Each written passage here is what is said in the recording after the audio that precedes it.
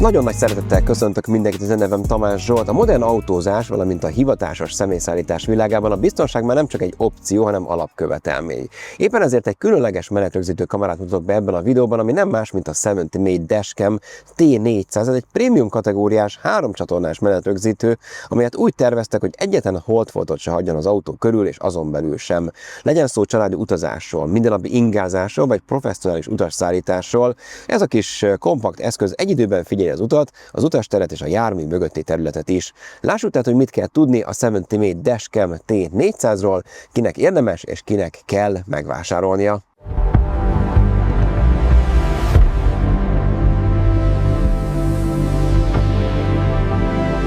Már itt is van a kezemben ez a készülék, de a dobozban nem csak a kamerát, hanem egy másodlagos egységet is kapunk, amit fel tudunk tapasztani a hátsó szélvédőre. Ám ahhoz, hogy ezeket felhelyezzük, mindenképpen kell az a fólia, amit egy külön kis rekeszben találunk, hiszen így egyszerűbben leválasztható a szélvédőről, nem kell utána pedig a 3M-es ragasztót kapargatni. Meg hát persze van szivargyújtó töltőnk, egy hosszabb és egy rövidebb USB-C kábelünk is. A csomagolás elég egyértelművé teszi, hogy pontosan mit hova kell rakni, és nyilván ezt a kamerát is érdemes úgy elhelyezni, hogy egyrészt lássa a hátsó kamera a belteret, az első pedig az előttünk lévő utat. Ha körbenézzük, akkor az alján találunk jó néhány gombot, ezek mind egy-egy funkciót látnak el, illetve így lehet akár manuálisan ki- és bekapcsolni a kamerát. Van még egy LED visszajelzőnk is, ami mutatja, hogy éppen felvétel készül, vagy működik-e a kamera, a bal felén pedig 2 USB-C csatlakozót figyelhetünk meg, az egyikhez kell kapcsolnunk a hátsó kamerát, a másik pedig a tápellátást biztosítja. A microSD port az felülre került, és ebbe akár 512 GB-os kártyát is rakhatunk. Figyeljünk mindenképpen arra, hogy ezért legalább egy ilyen 40-50-60 MB per másodperces kártyát vegyünk, vagyis ilyen V30U3-asat, mert azért itt nagy felbontású felvételekről van szó. Emellett pedig van egy tartója is, amihez egy külön elem tartozik, ezt kell egyébként felhelyezni a szélvédőre, magára a kis fóliára, és bármikor bele tudjuk csúsztatni, vagy le is tudjuk venni a kamerát, hiszen nem minden országban lehetséges ezeknek a menetrögzítőknek a használata. Nagyon fontos a mostani új generációs 70 kameráknál a szuperkondenzátoros akkumulátor helyetti kialakítás, hiszen ez drasztikusan növeli az élettartamot és ellenállóvá teszi a kamerát szélsőséges időjárási környezetben is, legyen az mondjuk tűző nap, felforrósodott szélvédő vagy éppen téli fagy. Vagyis akár ott is hagyhatjuk, hogyha erős napsütés éri, akkor sem fog kikapcsolni vagy éppen tönkre menni hosszú távon. Van még egyébként egy 1,9 colos kis kijelzője is, ezen is visszanézhetjük a felvételeket, néhány beállítást is végezhetünk természetesen, szóval összességében azért egy elég könnyen kezelhető és egyszerűen felhelyezhető kütyűről van szó. Akad még benne 5 csatornás GPS is, vagyis GPS, GLONASS, Beidou, Galileo és QZSS műholdakat is lát, éppen ezért nagyon precíz és gyors pontossággal méri be a helyzetünket, és a felvételekre ki is tudja rakni a koordinátákat és a sebességünket is. Ám a legfontosabb mégis az, hogy összesen 3 csatornás, vagyis 3 kamerás rendszerről beszélünk. 2 a kamerák közül ezen a főegységen, egy pedig a hátsó szélvédőre helyezkedik el. Na most az első kamera az egy 2,5K-s Quad HD felbontású, tehát 2560x1440 pixeles, 30 fps képkocka sebességre képes és 125 fokos látószögű kamera, ami HDR támogatással is rendelkezik. Az utastéri, vagyis a belső kamera az Full HD-ban rögzít, és 147 fokos a látószöge, 15 fps a képkocka sebessége, és 4 darab infravörös LED-del is rendelkezik, így teljes sötétségben is viszonylag jó képet ad. A hátsó RC21-es kamera pedig szintén Full HD-s, 130 fokos a látószöge, és 25 fps-re képes.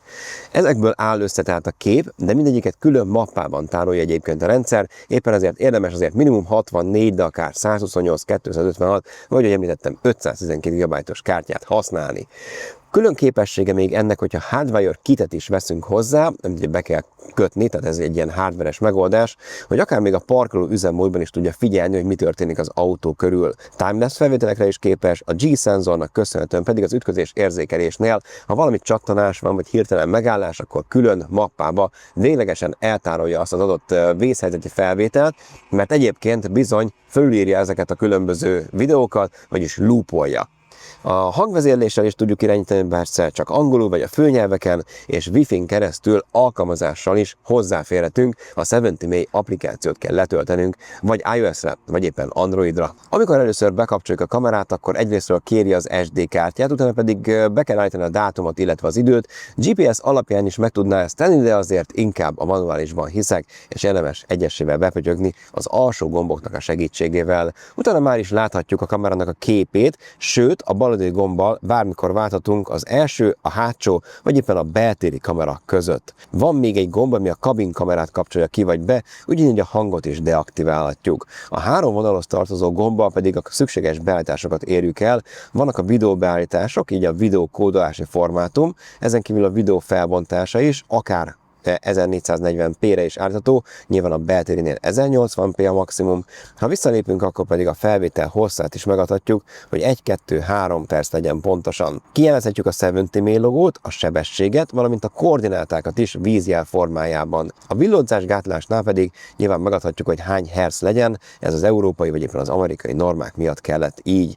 A vörös fény üzemmód jelzi az infrákat, hogy a kabin kamera is jól lásson sötét fényviszonyok között, és ha visszalépünk, akkor pedig jönnek a rendszerbeállítások, akár a Wi-Fi-vel, akár a hangbeállításokkal kapcsolatban. Nyilván a Wi-Fi ahhoz kell, hogy az applikációhoz tudjuk kapcsolni a kameránkat. A parkolási biztonságnál van az időtartam, ez lehet 24 óra, 8 óra, vagy ennél kevesebb 2 és 4 óra is, esetleg korlátlan. Ütközésérzékelés, amiről beszéltem, timelapse képfelvétel, videófelvétel, de az előső kamerával is meg tudjuk ezt tenni, szóval itt azért van néhány ilyen biztonsági rendszer beállítás is. Az okos utazásnál a vészhelyzeti videónak a rögzítését kapcsolhatjuk be, illetve ennek az érzékenységét, és a hangvezérlést adhatjuk meg, ugye take photo, record video, vagy enable hotshot, és már is el is készítette, ahogy hallatszódott a képet a kis kameránk. Vissza is tudjuk nézni az albumokat, és már is visszalépettünk a videóbeállításokba, szóval lényegében ennyi, amit tud ez a kamera, de abszolút megfelelő és könnyedén kezelhető még a gomboknak segítségével is.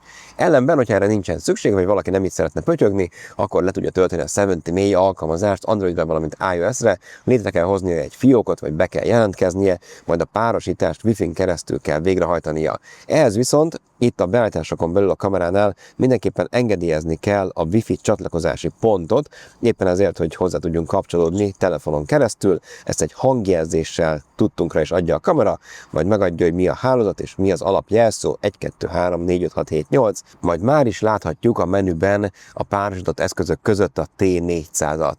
Belelépve pedig akár élőben megfigyelhetjük a különböző kameráknak a képét, felvételeket is nézhetünk vissza, vagy akár le is tudjuk menteni Wi-Fi-n keresztül egész gyorsan a telefonunkra, nem utolsó sorban pedig ugyanazokat a beállításokat érjük el, csak jobban átlátható formában, mint amit az előbb mondtam, tehát akár a felvétel hosszát, akár a formátumát, akár a minőségét, vagy akár a különböző adasszal, vezetősegítő rendszerekkel és egyéb funkciókkal kapcsolatos konfigurálási lehetőségek is elérhetővé válnak, csak tényleg egy kicsit könnyebben át lehet látni legalább egy ilyen teljes oldalon keresztül.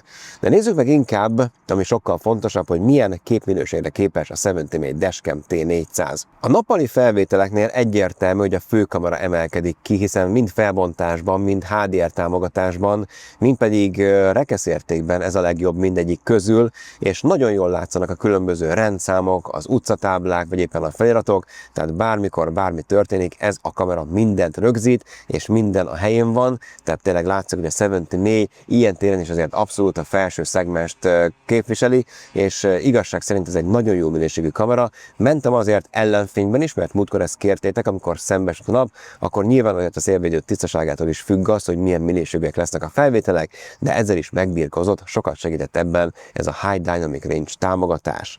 A másodlagos, vagyis hátsó kamerának a képe már egy kicsit azért rosszabb, leginkább a sárgás színre figyelhetünk fel, de azért még részletgazdaság szempontjából ez a Full HD is elegendő ahhoz, hogy megfigyelhessük a különböző járműveknek a rendszámát, esetleg a különböző feliratokat is, tehát persze messze nem éri el az elsődleges kamerának a képét, de használhatónak mondható. A beltéri kamera pedig a 15 fps miatt egy picit döcögősebbnek tűnik, de itt is legalább a Full HD felbontás elegendő, hogyha bármi történik, akár mondjuk egy utasszállítás során valaki balhét csap, vagy esetleg kijönt valamit, akkor azt mi tudjuk bizonyítani, és ennek köszönhetően ez nagy segítség minőséget tud nyújtani.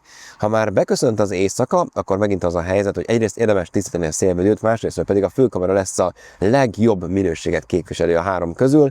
Itt azért az alacsonyabb rekeszérték miatt sok fény jön be, jó a képélesség, jó a vonélesség és a fehér egyensúly is rendben van, valamint a különböző lámpafényeknek a visszatükröződése is minimálisnak mondható, tehát nagyon szépek ezek a felvételek, és nagyon jól látszik rajta minden felirat és minden szükséges információ. A hátsó kamera már azért kevésbé részletes, itt már több az elmosódás, illetve nyilván a 25 fps sem tökéletes, de mindazonáltal azért tényleg, ha valaki ne adj Isten hátulról belénk csattanna, akkor látni fogjuk a különböző részleteket, és azért amit kell, azt fel tud jegyezni ez a kamera is, és fel is tud venni.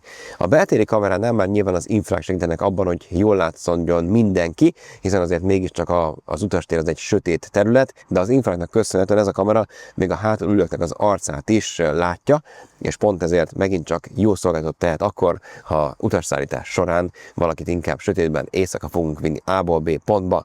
Nyilván azért persze van ennél még professzionálisabb, tehát a T-sorozatnak is van felsőbb kategóriája, de egyértelmű, hogy azért a T400 képviseli azt az árérték arányt, illetve azt az ársávot, amit a legtöbben elérhetőnek tartanak, és a legtöbben megengedhetnek maguknak. A 70mm Dashcam T400 ebben a setben, tehát az első dupla kamerás egységgel, amint a hátsó RC21-es kamerával setben 45-55 ezer forint közötti ársában mozog, ami szerintem tök jó ár, főleg úgy, hogy ezért egy A510 és hasonló áron mozog, nem utolsó sorban, ennél drágább mondjuk egy A810, ha valakinek esetleg nincs szüksége beltéri kamerára, ellenben még ennél is jobb képminőségre vágyik. A T800-as sorozat azért már bőven 100 000 forint fölött mozog, szóval az már azért szerintem kevesek számára engedhető meg, de a T400 taxisoknak, professzionális vagy hivatásos személyszállítás esetén, akár kamionosoknak, buszsofőröknek szerintem egy tök jó döntés, de azoknak is, akik szeretnék figyelni a belteret, akár autón kívül, akár utazás során, hogy mit csinálnak hátul a gyerekek, vagy éppen mi történik az autón belül. Én elégedett voltam ezzel a kamerával, nincs is nagyon konkurense, főleg ebben az ársában, szóval akinek szüksége van egy ilyen 3 csatornás kamerára, szerintem nyugodtan vásárolja meg, de írjátok meg kommentben, hogy ti milyen helyzetben tudnátok elképzelni ezt a 3-as rendszert. Én pedig köszönöm szépen a figyelmet, a 70mm Dashcam T400-at pedig meg tudjátok vásárolni a hivatalos viszonteladóknál, ahogy itt a képen is látható, elég sok helyen elérhető. Köszönöm szépen a figyelmet, kérlek nyomjatok egy lájkot, illetve iratkozzatok fel a csatornára. Szép napot, sziasztok!